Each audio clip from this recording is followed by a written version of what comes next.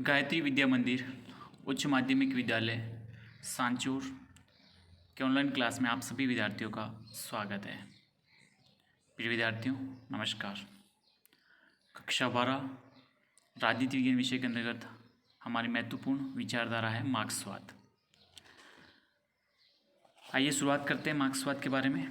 हमने हमारी पिछली कक्षा में मार्क्स के प्रेरणा स्रोत एवं मार्क्सवाद के सामान्य परिचय को देखते हुए आज हम व्यक्ति विशेष के रूप में हम कार्ल मार्क्स के जीवन परिचय और उनकी रचनाओं के बारे में विस्तार से अध्ययन करेंगे। तो सबसे पहले शुरुआत करते हैं मार्क्स का जीवन परिचय। देखिए, महान क्रांतिकारी और वैज्ञानिक समाजवाद के प्रवर्तक या जनक या प्रणेता कार्ल मार्क्स का जन्म 1818 में जर्मनी के एक ट्रिब्स नामक जगह है, उस स्थान पर एक यहूदी मध्यम वर्ग परिवार में हुआ। जर्मनी के ट्रिब्स में ये लगभग जब मार्क्स 6 वर्ष के थे तो उसके माता पिता ने यहूदी धर्म त्याग करके ईसाई धर्म को अपना लिया था और स्वाभाविक रूप से उनके बच्चे भी इसी धर्म के अनुयायी हो गए। मार्क्स की जो प्रारंभिक शिक्षा है वो एक उदार विचारक वेस्टफैलन के घर पर हुई, जो उनके भावी ससुर भी थे, तथा एक विद्यालय में हुई। मार्क्स बहुत ही तीव्र बुद्धि का व्यक्ति था। पीड़ित वर्ग के प्रति उसमें सहानुभूति थी। ये उनके बचपन से एक भाव था कि जो पीड़ित वर्ग है उसके प्रति किस प्रकार से सहानुभूति दर्शाते हुए कुछ किया जा सके। 17 वर्ष की आयु में बॉन विश्वविद्यालय में कानून की शिक्षा प्राप्त करने के लिए गए, किंतु अगले ही वर्ष उसने कानून के शुष्क विषयों को छोड़कर दर्शन और इतिहास का अध्ययन प्रारंभ कर दिया। उन्होंने कानून का अध्ययन त्याग दिया। उन्होंने अध्ययन को उसको बीच में छोड़कर किसका अध्ययन करना शुरू कर दिया? दर्शन और इतिहास का। बर्लिन और जैना विश्वविद्यालय से इन्होंने इस विषय में अध्ययन किया और इसी समय मार्क्स हीगल के द्वंद्वात्मक दर्शन के संपर्क में आए। जब अपना जो अध्ययन कर रहे थे इतिहास और दर्शन का विश्वविद्यालय में, तब इनका जो अपने अध्ययन काल के दौरान हीगल का जो द्वंद्वात्मक दर्शन है, डायलेक्टिकल फिलोसॉफी है, उससे संपर्क में आए और उनसे बेहद प्रभावित भी हुए। 1848 में मार्क्स ने जाना विश्वविद्यालय से डेमोक्रेटिक एंड एपिक्यूरस के प्राकृतिक दर्शन में भेद पर इन्होंने अपना PhD कंप्लीट किया। मार्क्स की इच्छा विश्वविद्यालय में प्राध्यापक पद प्राप्त करने की थी, किंतु विश्वविद्यालय में उसके प्रति सहानुभूति रखने वाले व्यक्ति फ्यूरबेक और बोनोव्यूर को उनके शासन विरोधी नीतियों के कारण अध्यापन कार्य से निष्कासित कर दिया गया था और प्राध्यापक पद प्राप्त करने के अवसर उनके लिए समाप्त हो गए। अक्टूबर 1842 मार्क्स एक उदार और प्रजातांत्रिक विचारधारा वाले समाचार पत्र रिंचे जितुंग के संपादक बन गए और शीघ्र ही उसने एक प्रभावशाली राजनीतिक पत्रकार के रूप में ख्याति भी प्राप्त कर ली। मतलब जो उनका सपना वो अधूरा रह गया, प्राध्यापक नहीं बन पाए, लेकिन तत्कालीन समय में एक उदार और प्रजातांत्रिक विचारधारा वाले एक समाचार पत्र जिसका नाम था रिंचे जितुंग, इसके संपादक बन गए और इस प्रकार से एक प्रभावशाली या प्रतिभाशाली राजनीतिक पत्रकार के रूप में उनको प्रसिद्धि मिली। परंतु अपने क्रांतिकारी विचारों के कारण प्रशिया के उत्तराधिकारी को उसने अपना विरोधी बना लिया और उसे अपने पत्र का संपादन करना बंद करना पड़ा उनको। फिर बेरोजगार हो गए और इस बेरोजगारी के काल में उसने इंग्लैंड, फ्रांस, जर्मनी, अमेरिका आदि देशों के इतिहास और कल्पनावादी समाजवादी साहित्य, विशेषकर सेंट साइमन और चार्ल्स फॉरी की रचनाओं को गहराई से उसने अध्ययन किया। जब रिंचे जितुंग से उनको निकाल दिया गया, संपादन उनका बंद हो गया, तो फिर उन्होंने क्या किया? इंग्लैंड, जर्मनी, फ्रांस, अमेरिका देशों की जो इतिहास है, हिस्ट्री है और जो कल्पनावादी समाजवादी, विशेषकर सेंट साइमन और चार्ल्स फॉरियर जैसे विचारकों का उन्होंने गहराई से विस्तार से अध्ययन किया। अब प्रारंभ से ही आप देखेंगे, क्योंकि मैंने आपको पहले ही बताया था कि मार्क्स की जो शिक्षा है उसके भावी ससुर के वेस्टफैलन के घर पे हुई, तो इनकी शादी वेस्टफैलन की पुत्री जेनी से हो गई। 1843 में उनका विवाह हो गया और दोनों फिर पेरिस चले गए। पेरिस में मार्क्स फ्रैंको जर्मन शब्दकोश के संपादक बन गए। ठीक है, किसके? फ्रैंको जर्मन शब्दकोश बोलो या ईयरबुक बोलो, उसके संपादक बन गए। किंतु अपने शासन और तत्कालीन व्यवस्था विरोधी विचारों के कारण प्रकाशन को थोड़े समय ही उनको बंद करना पड़ा, क्योंकि इनके जो विचार थे वो बहुत ही क्रांतिकारी और तेजस्वी विचार थे, जो आखिर उनको फिर वहाँ से भी अपने विचार का जो प्रकाशन होता था बंद करना पड़ा। पेरिस में मार्क्स, प्रोदा और बाकुनिन ये विचारक हैं। ये विचारक किस प्रकार के अराजकतावादी, जो राज्य के विरोधी, जो राज्य को समाप्त करने में अपना यकीन करते हैं, विश्वास करते हैं, तो इनके संपर्क में आए और उनका प्रभाव भी उन पर पड़ा। 1845 ईस्वी में मार्क्स जीवन की विविध विपत्तियों को सहन करता हुआ इंग्लैंड पहुंचा और जीवन के अंतिम क्षण तक वहीं रहे। यहाँ मार्क्स का परिचय उद्योगपति एंजल्स से हुआ और यह परिचय उनकी मित्रता में परिणित हो गया, यानी जब तक कि जिंदगी रही तब तक दोनों की मित्रता हमेशा के लिए अटूट रही। मार्क्स और एंजल्स की मित्रता 19वीं सदी की सर्वाधिक प्रसिद्ध साहित्यिक मित्रता बन गई। एंजल्स ने आर्थिक सहायता के अतिरिक्त समाजवादी विचारधारा के प्रतिपादन में मार्क्स के सहयोगी रूप में कार्य किया। मतलब एंजल्स एक उद्योगपति थे, इन्होंने भरपूर सहायता की, क्योंकि आपको पता है कि कार्ल मार्क्स अपने जीवन काल में काफ़ी आर्थिक समस्याओं से जूझ रहे थे और इन्होंने, एंजल्स ने खूब सारी आर्थिक सहायता मार्क्स की और अपनी जो समाजवादी विचारधारा इसके प्रतिपादन में भी एक सहयोगी रूप में कार्य किया। 1848 में मार्क्स और एंजल्स दोनों ने मिलकर उनकी प्रसिद्ध पुस्तक रचना की, जिसका नाम था कम्युनिस्ट मैनिफेस्टो, हिंदी में क्या साम्यवादी घोषणा पत्र, जिसे साम्यवादियों का धर्म ग्रंथ कहा जाता है, इसलिए आपके परीक्षा की दृष्टि से बेहद उपयोगी है। कम्युनिस्ट मैनिफेस्टो, हिंदी में कहेंगे साम्यवादी घोषणा पत्र। साम्यवादी घोषणा पत्र की रचना ही वैज्ञानिक समाजवाद का युग एक प्रकार से आरंभ होता है। मार्क्स के द्वारा न केवल साम्यवादी विचारधारा के प्रतिपादन वरन श्रमिक वर्ग को संगठित करने का कार्य भी किया इन्होंने। श्रमिक वर्ग में एकता और आपस में एक संगठित करने का जो उन्होंने एक अवसर प्रदान किया। 1845 में उसने इंग्लैंड में जर्मनी के रहने वाले वर्कर्स एजुकेशन यूनियन की स्थापना की। ठीक है, इंग्लैंड से वापस आकर उसने ब्रुसेल्स के श्रमिकों का एक समुदाय प्रारंभ किया, जिसका स्वयं भी सदस्य बने। 1847 में उसने इंग्लैंड के उग्र श्रमिकों की प्रथम कांग्रेस की स्थापना की और जिसका नाम था कम्युनिस्ट लीग रखा। 1864 में मार्क्स ने लंदन में अंतर्राष्ट्रीय श्रमिक वर्ग समुदाय, मतलब इंटरनेशनल वर्किंग्स एसोसिएशन इसका गठन किया, जो विश्व का प्रथम अंतर्राष्ट्रीय के नाम से विख्यात है या उसको प्रसिद्धि मिली हुई है। यही बात समझ में, ये मूल अंतर्राष्ट्रीय स्तर का एक संगठन था जो श्रमिकों के लिए इन्होंने स्थापित किया। लंदन में रहते हुए मार्क्स अपने जीवन के अंतिम समय तक किसी न किसी रूप से पूंजीवाद का अंत करने में जो भी प्रयत्न किए जा सकते थे उन्होंने किए। 1883 ईस्वी में कार्ल मार्क्स का देहावसान हो गया। उनकी मृत्यु पर एंजल्स द्वारा पढ़े गए शोक संदेश की कुछ पंक्तियाँ इस प्रकार की थी। एंजल्स ने कहा था कि जीवन में उनका उद्देश्य प्रत्येक संभव तरीके से पूंजीवादी समाज का अंत करने का प्रयत्न करना था। संघर्ष उसके जीवन का मुख्य तत्व था और उसने ऐसे अदम्य उत्साह, साहस और सफलता से संघर्ष किया जिसकी बराबरी कोई नहीं कर सकता। परिणामतः वह अपने समय का सबसे अधिक घृणा और श्रद्धा का पात्र व्यक्ति था। उसका नाम और कार्य युग युग तक जीवित रहेगा।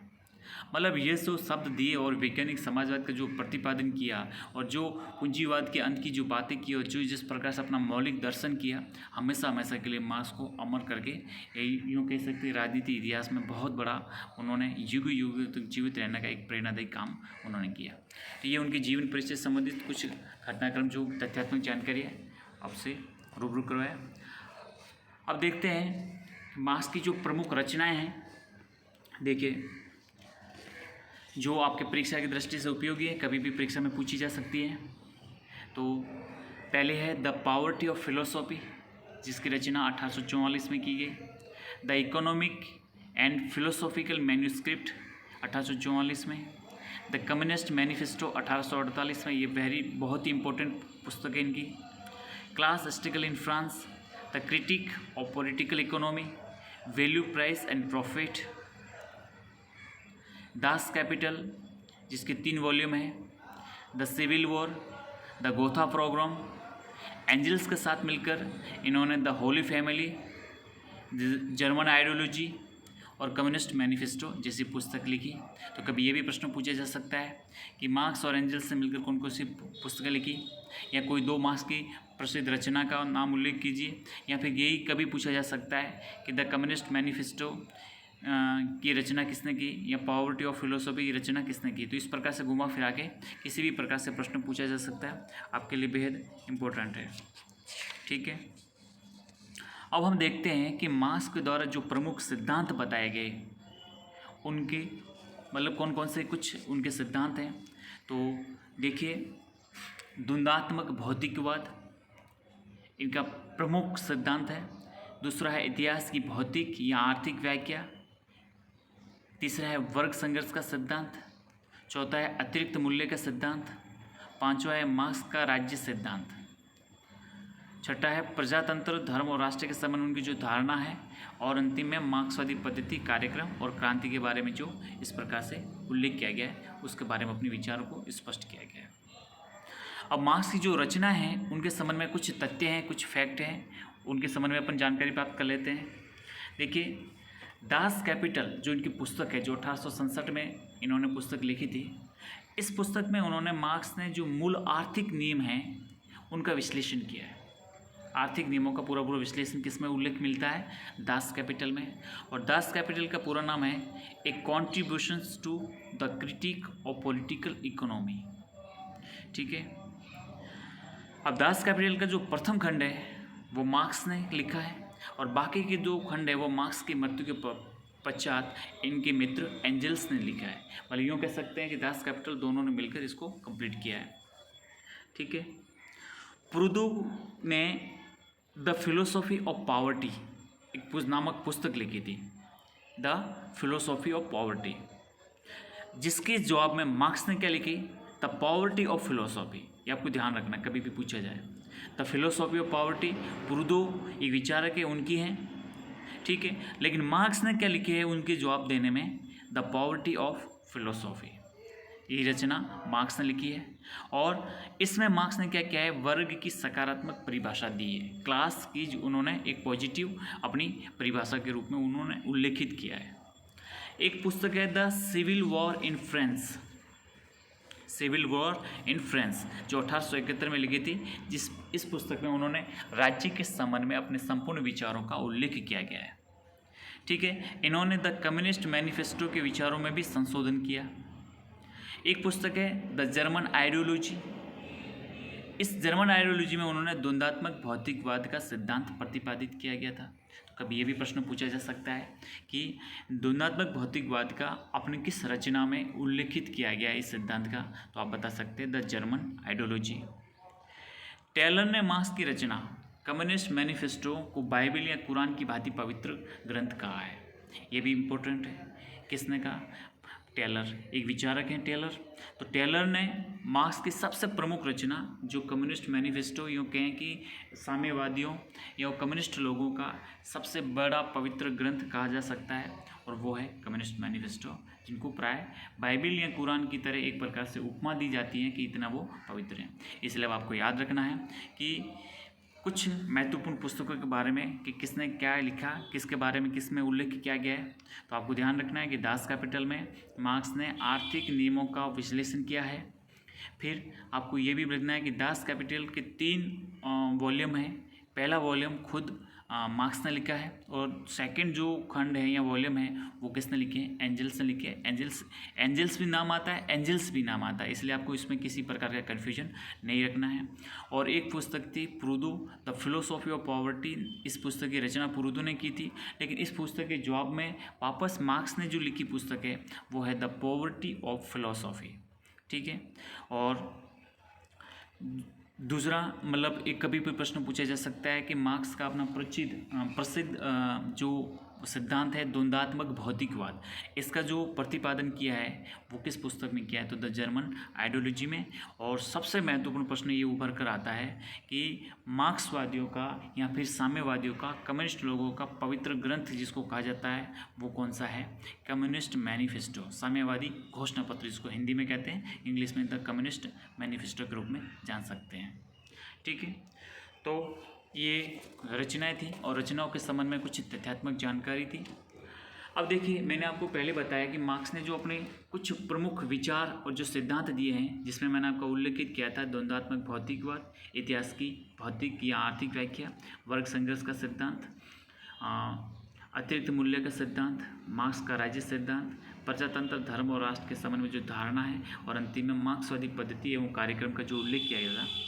लेकिन इन सभी का जब अध्ययन करते तो उससे पहले हमें थोड़ी बहुत जानकारी ये भी आवश्यक है कि मार्क्सवाद को जानना है तो उससे पहले 3 प्रमुख जो आधार है उनको जानना बेहद ज़रूरी होता है, क्योंकि इनको बिना जाने हम मार्क्स के किसी भी सिद्धांत को प्रॉपर ढंग से नहीं समझ सकते। तो वो कौन कौन से हैं? उत्पादन प्रणाली, उत्पादन के साधन और उत्पादन संबंध। क्योंकि देखो, मैंने आपको पूर्व में भी आपको इस बारे में जानकारी दी थी कि मार्क्स इतिहास में जो भी घटनाक्रम समझता है वो कोई इतिहास महान व्यक्तियों की देन न मान कर उसको क्या समझता है, आर्थिक उत्पादन के साधनों में किसी भी प्रकार का जो बदलाव है उसी को संपूर्ण इतिहास के साथ जोड़कर अपनी बातों को स्पष्ट करते हैं। तो यहाँ पर मार्क्सवाद को जानने के 3 आधार बताए हैं। एक है उत्पादन प्रणाली, दूसरा है उत्पादन के साधन, तीसरा है उत्पादन संबंध। ये किन से क्या है ये अपन को समझना है। तो देखिए, सबसे पहले देखते हैं कि उत्पादन के तरीके या तकनीक स्वरूप क्या है, जैसे कि क्या वह हस्तशिल्प है, कृषिकीय है, औद्योगिक है, किस प्रकार का है। तो मतलब पहले ये स्पष्ट करता है कि उत्पादन का जो तरीका या तकनीक है उसका स्वरूप क्या है, किस प्रकार से उत्पादन होता है और किस रूप में होता है। वो हैंडीक्राफ्ट का है कि एग्रीकल्चर का है कि इंडस्ट्रीज़ का है, किस प्रकार का है। तो ये उत्पादन के तरीके और तकनीक के स्वरूप के बारे में पहली बात को अपन को जानना होता है। दूसरी बात बताते हैं इसमें कि उत्पादन किस तरह की समाज व्यवस्था के अंतर्गत होता है। उत्पादन के तरीके देख लिए, लेकिन अब उत्पादन किस तरह की समाज व्यवस्था के अंतर्गत होता है। अर्थात यूँ समझ सकते हैं कि वह दास प्रथा वाली सामग्री पूंजीवादी या समाजवादी व्यवस्था के अंतर्गत संपन्न होता है, किसके अंतर्गत होता है। आई बात समझ में। तो सबसे बड़ी चीज़ उत्पादन का तरीका और उत्पादन किस तरह की समाज व्यवस्था के अंतर्गत होता है, ये समझना बेहद ज़रूरी है। ये समझने के बाद ही हम इनके सिद्धांतों की अच्छी ढंग से व्याख्या कर सकते हैं, समझ सकते हैं, उनके भाव को हम अच्छे ढंग से आत्मसात कर सकते हैं। ठीक है। तो उत्पादन की शक्तियों से भी 2 बातों को संकेत मिलते हैं। पहला, उत्पादन के साधन, उपकरण और यंत्र इत्यादि क्या है। मतलब उत्पादन की जो शक्तियाँ हैं वो इस बात को स्पष्ट करती हैं कि जो उत्पादन होता है उसके क्या क्या उपकरण हैं, क्या क्या यंत्र हैं ये। और दूसरा, श्रम शक्ति, अर्थात उत्पादन करने वाले मनुष्यों के ज्ञान, अनुभव, निपुणता और क्षमता का स्तर क्या है। जो एक लेबर पावर लगती है कि उसमें जो प्रोडक्शन होता है उसमें मनुष्य के ज्ञान, उसका अनुभव, उसकी निपुणता और क्षमताओं का स्तर किस आधार पर उन्होंने देखा जाता है या मापा जा सकता है या उसको इस स्तर पर ये स्पष्ट किया जा सकता है। तो उत्पादन संबंधों से यहाँ तात्पर्य उन्होंने मार्क्स ने किया है कि मनुष्य किन संबंधों में बंध जाते हैं, ये संबंध किस बात पर निर्भर हैं कि कौन सा वर्ग उत्पादन के साधनों का स्वामी है और कौन सा प्रभुत्वशाली वर्ग है और कौन सा वर्ग इनसे वंचित होने के कारण पदाधीन वर्ग की स्थिति में है। मतलब साधन संपन्न और साधनहीन दोनों वर्गों को ये सब कुछ देखा जा सकता है कि आखिर उत्पादन की शक्तियाँ किसके हाथों में हैं, उत्पादन के स्वामी कौन है, तथा जो प्रभुत्वशाली शक्तिशाली साधन संपन्न वर्ग है और वो ये तो है जिसके पास सब कुछ शक्तियाँ हैं, लेकिन ऐसा भी वर्ग है जो बिल्कुल साधनहीन है, वंचित वर्ग है, जो उनके अधीन में काम करता है, एक शोषित है और एक शोषक है। तो ये जो 2 वर्ग होंगे इनके संबंध में भी इस सब बातों को स्पष्ट करते हुए तो ये कहते हैं कि ये सब उत्पादन के तरीके, स्वरूप को, फिर उत्पादन किस तरह की समाज व्यवस्था के अंतर्गत होता है, फिर उसके साधन, उपकरण, उस सब के बारे में स्पष्ट करते हुए ये अपनी पूरी उत्पादन प्रणाली, उत्पादन के साधन, उत्पादन संबंध को जानकर फिर अपने सिद्धांतों को अपन ये समझ सकते हैं, स्पष्ट कर सकते हैं।